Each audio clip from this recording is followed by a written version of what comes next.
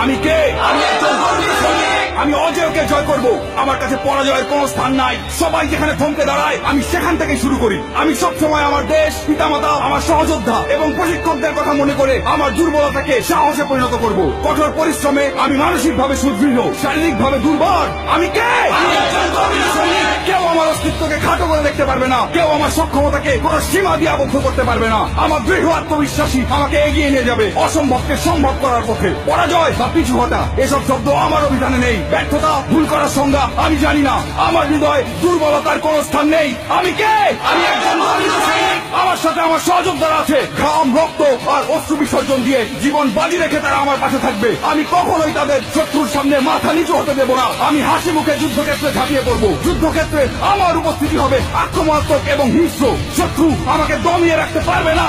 আমি কে? আমি একজন গর্বিত সৈনিক। আমি যুদ্ধক্ষেত্রে শুধু বিজয়ের অর্থ বুঝি। পরিস্থিতি যতই খারাপ হোক না কেন, আমার হাত পা গুলো দুর্বল হয়ে পড়লে আমার মানসিক শক্তি আমার শরীরকে এগিয়ে নিয়ে যাবে। কিন্তু আমি কখনোই আত্মসমর্পণ করবো না। আমি সর্বদা আমার দেশের সম্মান, গৌরব এবং মর্যাদা সমুন্নত রাখবো। আমি কে? আমি বাংলা মায়ের একজন গর্বিত সৈনিক। দেশ আমাকে স্মরণ করবে, ইতিহাস আমাকে স্মরণ করবে। আমি কে? আমি একজন গর্বিত সৈনিক। আমি কে? আমি একজন গর্বিত সৈনিক। আমি কে? আমি একজন গর্বিত সৈনিক।